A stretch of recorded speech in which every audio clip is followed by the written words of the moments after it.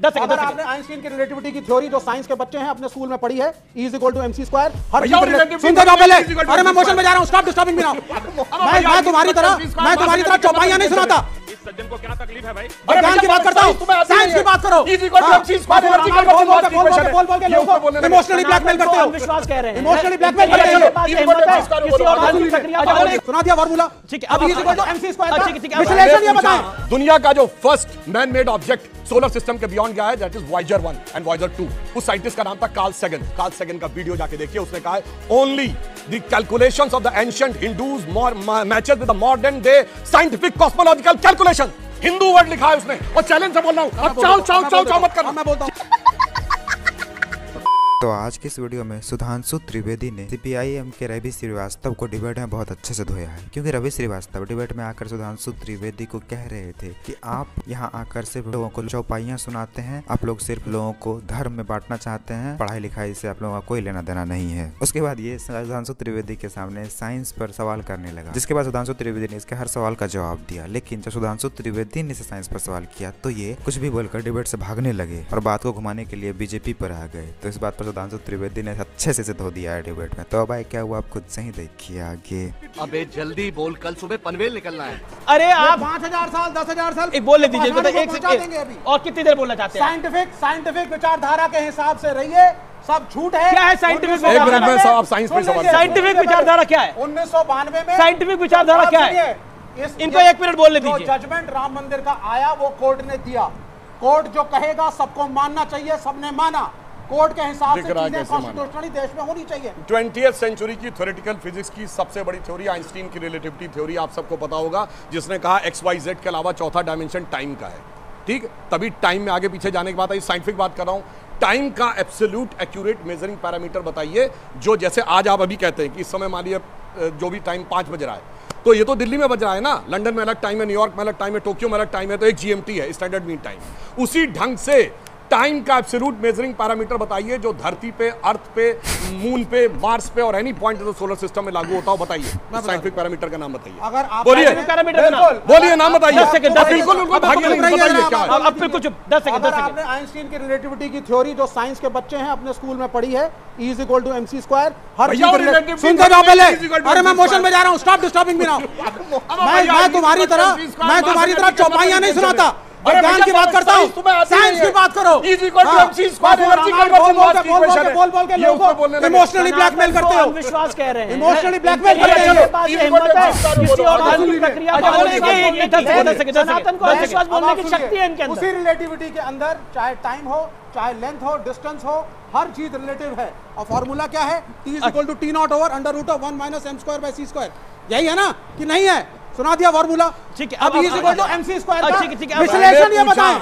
अब E = mc² का विश्लेषण ये बताएं। ठीक है। अब आपने बोला और ये गलत कहेंगे तब मैं उसे सुधारूंगा। ठीक। अरे भाई अब मैं बताता हूं बच्चों, आप समझिए, जो T है ना, टाइम डायमेंशन, उसका most absolute accurate measure parameter है रिलेटिव पोजीशंस ऑफ प्लैनेट। सिर्फ वही एक चीज है जिसके द्वारा आप लाखों करोड़ों साल में भी उस पोजीशन को मेजर कर सकते हैं। करोड़ों दर्शक जो देख रहे हैं टीवी पे, अभी अपना फोन खोलें। दुनिया का जो first man made object solar system के बियॉन्ड गया है, that is Voyager 1 and Voyager 2। और उसके ऊपर जो एक्स्ट्रा टेरेस्ट्रियल सिविलाइजेशन के लिए जिसने कंपोज किया है वो जो संदेश, उस साइंटिस्ट का नाम था कार्ल सेगन। कार्ल सेगन का वीडियो जाके देखिए, उसने कहा है only the calculations of the ancient Hindus matches with the modern day scientific cosmological calculation. Hindu word लिखा है उसने, और चैलेंज से बोल रहा हूं, अब चाओ मत करना। मैं बोलता हूं। ठीक। शादाब चौहान, क्या विपक्ष कंफ्यूज्ड है? उस पर आपका क्या कहना है? मैं तो कह रहा हूं कि अखिलेश जी, राहुल जी समेत पूरे विपक्ष को यह तय करना चाहिए कि वो न्याय के साथ है या फिर न्याय के साथ है, या बाबरी मस्जिद को गिराकर जो मंदिर बन रहा है वहां जाना चाहते हैं। वही उनको तय करना पड़ेगा। अगर दोनों तरफ जाएंगे तो ऐसा होगा, ना इधर के रहेंगे ना उधर के रहेंगे। ठीक है ना, आप इधर के रहेंगे ना उधर के रहेंगे, किधर के रहेंगे? पूरी धरा धाम राम जन्म से हुई है धन्य, पूरी धरा धाम राम जन्म से हुई है धन्य। निर्विवाद सत्य को विवाद से निकालिए, रोम रोम में रमे हुए हैं विश्वव्यापी राम। राम का महत्व एक व्रत में न डालिए, वसुधा कुटुंब के समान देखते रहे वो। ये घृणा के सर्प आस्तीन में मत पालिए। राम जन्मभूमि को तो राम ही संभाल लेंगे, हो सके तो आप मातृभूमि को संभालिए। जो बात सुधांशु जी और इनकी पार्टी बार बार बोलती है उसी बात को शादाब चौहान बोल रहे हैं, तो इन्हें ऐतराज है। ठीक है, सुधांशु जी हमेशा कहते हैं हम ये आस्था सा होगा फैसला, इसमें कानून नहीं चलेगा, ये मैंने इसमें साइंस नहीं, हमेशा आपकी अरे भैया हम तो कह रहे हैं ये तो फैसला हो गया था। आपने बोला अभी सबको लग रहा है, अभी देखिए हर पॉलिटिकल पार्टी को लग रहा है कि यही लग रहा है ना कि बीजेपी राम नाम का क्रेडिट ले रही है, तो कृष्ण भगवान कृष्ण का क्रेडिट आप ले लीजिए, मथुरा के आंदोलन में शामिल हो जाइए आप लोग, कौन मना कर रहा है? अब तो भारत के संविधान के दायरे में ही हो रहा है भाई, अलग थोड़ी है वो, भारत के संविधान के दायरे में पवित्र पुस्तक विष्णु शंकर जैन खुद थोड़ी जाएंगे, बोलेंगे हटाओ इसको और इसको बनाओ, कोर्ट तो फैसला ही लेकर आएंगे ना, तो कोर्ट आप इस आंदोलन में साथ हो जाइए विष्णु शंकर जैन की आस्था भारत के संविधान में। हाँ तो भारत के संविधान के सम्मति का हो रहा है, पवित्र पुस्तक फिर आप बोलेंगे कि बीजेपी को काशी का भी क्रेडिट मिल रहा है, बीजेपी को मथुरा का भी क्रेडिट मिल रहा है। विपक्ष के जो हालात चल रहे हैं उसको देखकर आपको क्या बात याद आती है? 2024 की सबको शुभकामनाएं, और यही कहूंगा कि न इधर हो न उधर हो, न जाने तुम किधर हो, तुम्हारी डगर न जाने किधर हो। और दूसरी चीज, मैं इस बात का दुख है कि स्वामी प्रसाद मौर्य आए, उनको मंत्री बना दिया, और हमारे भाई इतने काबिल हैं सुधांशु जी, इनको मिनिस्टर। चलिए 2024 में शुभकामनाएं दीजिए। शूद्रों की और महिलाओं के बारे में हमारे सारे धर्म ग्रंथों में, एक में नहीं सारे धर्म ग्रंथों में खराब बातें लिखी हुई हैं। ठीक है, मौर्य जी अगर उनके प्रतिनिधि हैं, वो उनकी आवाज उठा रहे हैं तो कोई गुनाह नहीं, सारी खामियां हिंदू धर्म में ही दिखाई दे रही हैं। सारी खामियां नहीं है। सुधांशु त्रिवेदी, महिलाओं को बराबरी का अधिकार, सनातन का स्वर्णिम साल तो है, क्या ये भारत का भी उदय है? क्या ये सनातन का भी नया सूर्योदय है?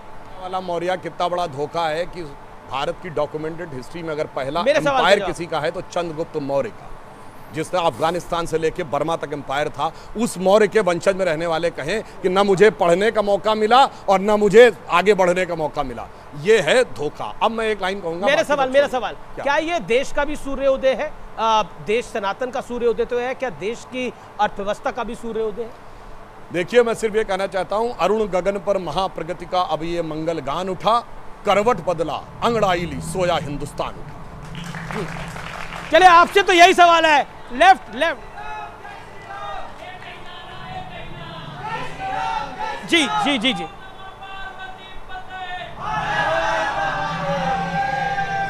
रवि श्रीवास्तव डिबेट में आकर ऐसे ही हमेशा हिंदू धर्म को लेकर कुछ न कुछ उटपटांग बोलता ही है। जैसे कि अभी बोल रहा था कि सुधांशु त्रिवेदी को आप सिर्फ चौपाई सुनाते हैं, क्योंकि इसे पता है कि सुधांशु त्रिवेदी हमेशा हिंदू धर्म के सपोर्ट में बोलते हैं, तो इसे बुरा लगता है यही बात। और उल्टे आए थे सुधांशु त्रिवेदी से साइंस पर भिड़ने के लिए, और वहीं पर जैसा कि आपने देखा कि जब सुधांशु त्रिवेदी ने इससे एक सवाल कर दिया तो इसके पास उसका भी जवाब नहीं था। इन लोगों का यही हाल है हर जगह, ये लोग हर जगह उछलते हुए आते हैं, लेकिन हर बार अपनी बेइज्जती करवाते हैं हर जगह से। खैर आपको थोड़ा सा वीडियो अच्छा लगा तो वीडियो को लाइक कर दीजिए, और ऐसे ही वीडियोस के लिए आप हमारे चैनल को सब्सक्राइब जरूर कर लीजिएगा। हम मिलते हैं बहुत जल्द किसी और वीडियो में।